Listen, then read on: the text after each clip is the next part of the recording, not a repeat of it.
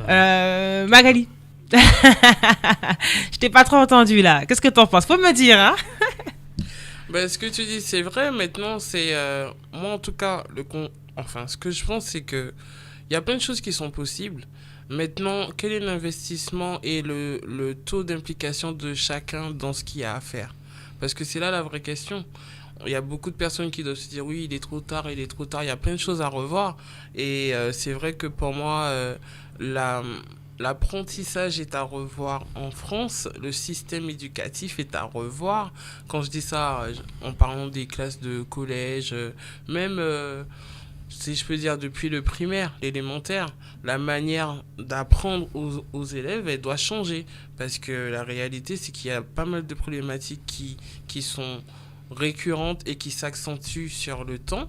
Maintenant, je peux pas dire que c'est de la faute des profs, c'est de la faute de l'État, c'est de la faute d'eux, parce qu'on n'est pas vraiment, comment dirais-je, au centre de l'éducation nationale pour connaître vraiment quel est le fonctionnement en interne.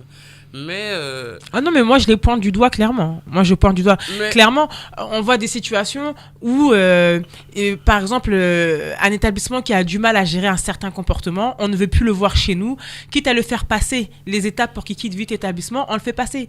La personne n'a pas le niveau et se retrouve dans une autre classe.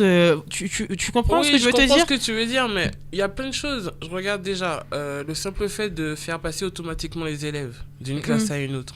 Avant, c'était pas automatique. Est-ce que c'est pas mettre un enfant en difficulté Oui. ou à le faire passer en classe supérieure alors qu'il n'a pas encore acquis une base? C'est complètement une difficulté. Maintenant, ils ont instauré certains principes pour créer une discrimination positive, etc., pour valoriser l'élève selon eux. Mais le résultat, c'est quoi? C'est qu'il est en échec. Ouais, totalement. Après, on parle de ça, on parle aussi de le numérique qui a fait sa place dans la société. Fort de constater... Les enfants d'aujourd'hui ne savent même plus écrire un texte. Voilà. C'est lui. D'accord. Donc, C'est lui. S-E-S. donc, C'est lui. tout Non, mais. ça pour dire, tout ça pour dire qu'il y a du bon et il y a du mauvais. Je te donne un exemple tout simple. Il y en a plein, ils savent utiliser les réseaux, ils savent utiliser les iPhones, etc. Maintenant, on a Google qui sait faire une recherche précise avec un navigateur. Telle est la question, ils sont incapables. Et même ouvrir le dictionnaire, hein. La dernière fois, j'ai essayé de faire le jeu du dictionnaire, ouvre le dictionnaire, cherche le mot, c'est très... Non, ça c'est ancien. C'est très compliqué. Mais moi, c'était mon jeu préféré, moi. C'était mon jeu préféré à l'école. Le dictionnaire, pour beaucoup de jeunes, c'est une antiquité. Moi, ce que Je lisais une page tous les soirs quand j'étais au collège. C'est grave, hein. Je voulais tellement être une tête. Oui. Non, moi ce que je dirais après, c'est pour ça, aujourd'hui j'arrive à mettre des termes du pourquoi j'aimais pas forcément l'école, ou que je me sentais pas forcément à ma place à l'école. C'est tout simplement en fait qu'on a besoin. Tout à l'heure quand on parlait de tout revoir, en fait, c'est pas forcément tout revoir. Oui. Le plus important, en fait, c'est de recommencer. Le plus important, c'est, voilà, on a trouvé une difficulté, on recommence et on se dit pas forcément, pourquoi est-ce qu'on l'a pas fait avant? Non, le plus important, c'est recommencer. C'est quand on tombe. Tu tombes une fois, tu te relèves et tu recommences. Tu tombes une deuxième fois, et c'est pareil, c'est comme ça qu'on devrait voir le monde, tout simplement. Et donc, moi, en fait, ce que je dirais, tout simplement, c'est que à l'école, c'est bien. Et vraiment, il faut qu'on sensibilise davantage vraiment les jeunes, les enfants à poursuivre, aller au plus loin. Moi, je dis toujours aux enfants, allez le plus loin possible. Oui. Ne vous limitez pas. Si vous voulez vraiment étudier, allez au plus loin possible. Mais ce qui serait important aussi, en fait, c'est d'expliquer à ces enfants, à ces jeunes, quand tu fais des maths, ça va te servir, en fait, quand tu vas à la boulangerie et tu vas acheter des bonbons, qu'on te rende la monnaie. Il y a des enfants, ils repartent sans monnaie. Moi, la dernière fois, j'étais avec une jeune. Tabasses. Oui, ma monnaie. J'étais avec une jeune, elle a acheté un kebab. Elle donne de l'argent et elle repart. Mais je dis, reviens là, reprends ta monnaie. Et c'était une jeune de mon centre, tu vois. Et je lui ai dit, mais t'as pas calculé, t'as pas vu que t'as donné plus que ce que tu devais. Et en fait, c'est ça en fait qui manque à l'école aujourd'hui. C'est le pourquoi. Le pourquoi du comment, ça. oui. Et moi c'est pour ça, d'un moment, en fait, j'avais du mal avec les maths parce que j'ai toujours été quelqu'un de très logique. Moi, je sais que 1 plus 1, ça fait 2. Parce que si je mets un bonbon et un bonbon, je sais que j'en ai 2. Mais quand on me rajoute des X, des Y, des choses comme ça, moi, pour moi, ça devient plus très logique. Et en fait, c'est ça qu'il faut en fait aux enfants, c'est que la physique-chimie, c'est quelque chose de très intéressant. Mais en fait, où tu retrouves la physique-chimie dans ta vie? C'est ça, en fait, expliquer aux enfants. Tu retrouves la glace, tu le retrouves au frigo avec les glaçons. La vapeur, tu le retrouves quand tu chauffes de l'eau pour faire des pâtes. Et en fait, donner des choses concrètes, en fait. Le pourquoi est-ce que je le fais. Oui. Mais pourquoi ça, j'apprends on l'a pas. Et il y a énormément de choses qu'on l'a pas. Et on peut pas me dire que tout n'est pas, on n'est pas en capacité de justifier avec avec ce qu'on vit réellement, en fait. Et c'est une réalité. Il y a aussi la valorisation des élèves. C'est ça. Avant, les élèves, on les valorisait. On leur disait, t'es bon en ça, pourquoi tu t'inscris pas dans tel groupe pour faire ceci, pour faire cela? Ah, t'es bon dans ça, donc est-ce que tu peux t'occuper des autres élèves qui sont là-bas? Ça valorisait les élèves aussi, et ça les aidait à aller peut-être plus loin. C'est ce que j'aimais d'ailleurs dans mes cours de DUT, c'est la pédagogie. Moi, par exemple, quand on parle de Montessori, quand on parle de tous ces pédagogues qui ont essayé d'amener un nouveau en fait à l'éducation, c'est ce qu'il faut en fait. On peut pas tous avoir le même, parce qu'en fait tous les enfants ne fonctionnent pas pareil. Comme c'est pas des logiciels, donc on n'a pas tous la même façon de pouvoir capter les choses, de pouvoir recevoir les choses. Donc et on peut pas non plus tous les mettre dans la même classe. Ça aussi, je suis complètement d'accord qu'on peut pas mettre tous les A avec les A, tous les B avec les B, parce que sinon justement on se retrouve que avec les mêmes types de personnes. Donc il doit y avoir un mélange, c'est ça. Mais il faut que tout le monde y trouve sa place dans ce mélange en fait. Il faut que tout le monde puisse se sentir épanoui dans ce qu'il fait, et que le moins intelligent entre guillemets puisse apporter au plus intelligent, et que le plus intelligent puisse apporter au moins intelligent. Je suis totalement d'accord avec toi, mais c'est pour ça que je disais tout à l'heure, il faut que l'éducation nationale travaille en partenariat avec d'autres institutions, d'autres partenaires. Parce que ta manière de réfléchir, la manière qu'on a de réfléchir, c'est parce qu'elle vient du terrain. Parce qu'on fait de l'insertion sociale. Des personnes qui travaillent au sein de l'éducation nationale, qui ont sûrement dû faire des masters enseignement et des doctorats en politique et tout, c'est un autre domaine. Eux, ils sont dans les chiffres, dans la qualité, dans le qualitatif. Vous voyez, eux, ils sont pas dans l'entraide, la solidarité. Ça, c'est des petits trucs, tu vois, qui n'ont ni queue ni tête. Et nous, on est dans ça. Parce qu'ils ne sont pas formés, il faut dire aussi la vérité, parce que les enseignants ne sont pas formés pour ce côté-là. Et ils ne sont pas sur le terrain. Moi, je fais mon cours et ne sont pas sur le terrain. C'est ça. Voilà. Et après, soit on apporte ce savoir aux enseignants pendant leurs études.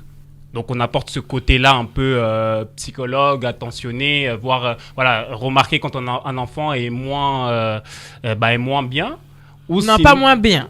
Moins concentré. Moins concentré, qui a plus de freins, etc. Donc, lui donner ses billes pour pouvoir remarquer cela, ou tout simplement qu'on appelle des gens qui vivent la réalité du terrain et qui viennent faire des interventions de temps en temps et faire des ateliers au sein des établissements, ce qui peut vraiment aider énormément, pas seulement à chaque fois, je le dis. Et en plus, j'ai l'impression que c'est partout à peu près pareil. On a toujours les mêmes ateliers informatiques. Techno, c'est toujours les mêmes constructions, porte-clés et compagnie. Voilà, le problème, c'est qu'il manque parfois de professionnels. Je dis ça pourquoi? C'est vrai que moi, je suis mère de 4 enfants. Ah bon? Et les 4 ont des personnalités différentes et des parcours différents. Et notamment, il y en a eu un qui avait quelques difficultés. Je regarde dans tout ce qui concerne la langue française, lecture, la matière française, on va dire. Tout ce qui est scientifique, maths, il excelle, mais au niveau de la lecture, il avait des difficultés. En consultant différents professionnels, le constat que j'ai fait, c'est que il y a des problématiques qui existent, enfin problématiques. Les enfants ont des difficultés parfois parce que c'est des maladies non reconnues. Quand je dis ça, qui sont pas forcément visibles. Il y a les problèmes de concentration, il y a le fait d'être hyperactif, et tous ces signes-là, enfin toutes ces maladies-là ne sont pas forcément visibles. Donc le professeur ou l'instituteur n'est pas capable d'identifier ces problématiques et donc d'orienter la famille, voire l'enfant, vers un spécialiste. En même temps, il faut savoir que tous les spécialistes qui sont autour de l'enfance et des maladies invisibles et qui rapportent du coup des difficultés à l'apprentissage, ben, ils sont surbookés. Je dis ça, je parle des orthophonistes. Il y a pas mal de spécialistes, ils sont overbookés. Mais parce que c'est un cercle vicieux. Oui, c'est Parce ça. parce que ces fameux enfants qui ont des difficultés aujourd'hui sont les mêmes qui vont décrocher à arriver à l'université ou on va donner des diplômes gratuitement. Ou voilà, ce sont les mêmes qui demain vont travailler chez l'orthophoniste dans des institutions qui tournent mal, la mairie, les préfectures. C'est la même chose. Mais après, moi, ce que je voulais dire, c'est que faut pas oublier.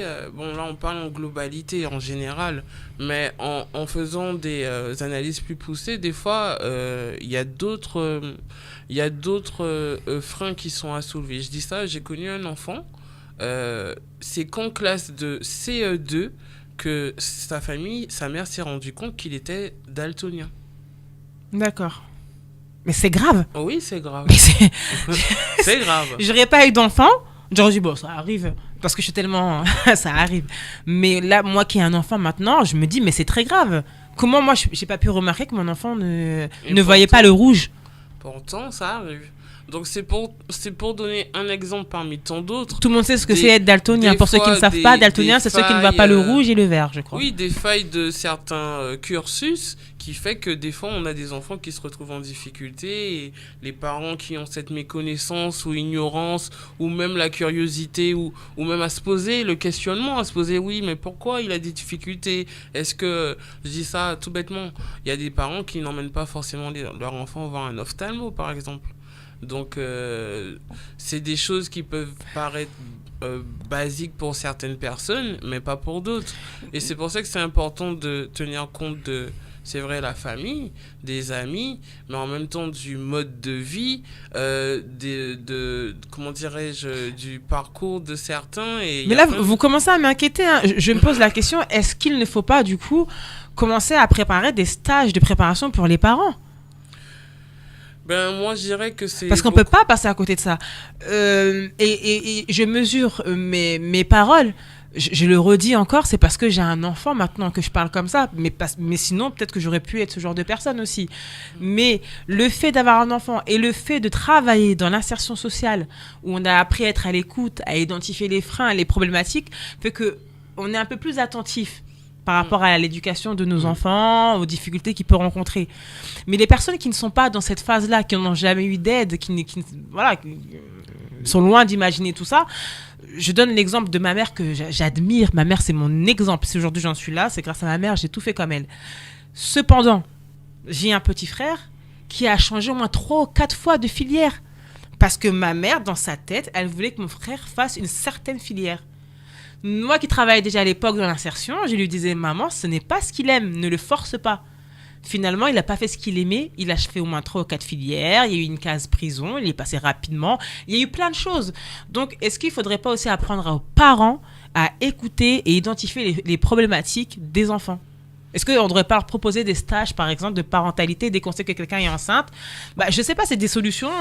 Oui, c'est des solutions. Maintenant, qui sera intéressé, qui sera dans la pratique, c'est ça. Eh ben, on ne leur laisse pas le choix. C'est comme, quand on leur met des éducateurs sur le dos, on ne laisse pas le choix. On sait que cette personne a déjà eu un enfant, par exemple, il y a eu des problématiques, tu retombes enceinte, boum. Maintenant, tout est mutualisé. Dès qu'on sait que tu es enceinte, on te met sur un stage de parentalité. Non, moi, je dirais plus que ce serait bien que justement que tout le monde ait conscience que ça doit être tous les acteurs qui doivent être impliqués. Maintenant, ceux qui n'ont pas la capacité de gérer ou d'être dans l'action, dans ces cas-là, qui s'orientent vers des personnes qui seront aptes. Moi, c'est plus ça l'idée. Parce qu'on peut entendre, moi je dis ça en tant que mère, c'était bien facile. Donc ce serait quoi monter des comités de pilotage avec des équipes pluridisciplinaires, c'est ça ? Oui, ben oui. Moi je pense que c'est ça. Faire le point sur chaque enfant dès l'école primaire pour faire un retour après aux parents. Oui, de la même manière, comme je vois chaque rentrée scolaire, les établissements, ils font une réunion avec les parents et tout. Ce serait bien qu'ils puissent communiquer des acteurs bien identifiés aux parents en cas de besoin, quel que soit le domaine. Par exemple, je me dis que c'est déjà une solution parce qu'on sait que des fois les gens ils osent pas, tu sais, la honte et tout. Ou d'autres qui sont dans le déni. l'image, J'ai pas besoin de oui, quelqu'un, aussi, d'une tierce personne pour il y élever a mes toutes enfants. sortes de cas de figure et donc discrètement ils pourraient à côté prendre un rendez-vous, s'orienter vers la personne. Moi je pense que c'est mieux parce que tu sais comme je dis, le parcours de chacun, le mode de vie, ça compte beaucoup. Tu sais, une famille nombreuse, par exemple, tu sais que les parents, s'ils ont plusieurs postes pour subvenir aux besoins de leur famille, ils n'ont pas forcément la disponibilité, ni l'énergie, ni tout ça pour faire les choses. Et après, je sais pas pour justifier, mais tu vois, en fait, on est obligé de faire du cas par cas. Tu peux pas globaliser, il y a trop de paramètres. On parle de l'humain, on parle pas de, comme il dit, ni logiciel, ni de machine. Et c'est pour ça que c'est important d'être impliqué.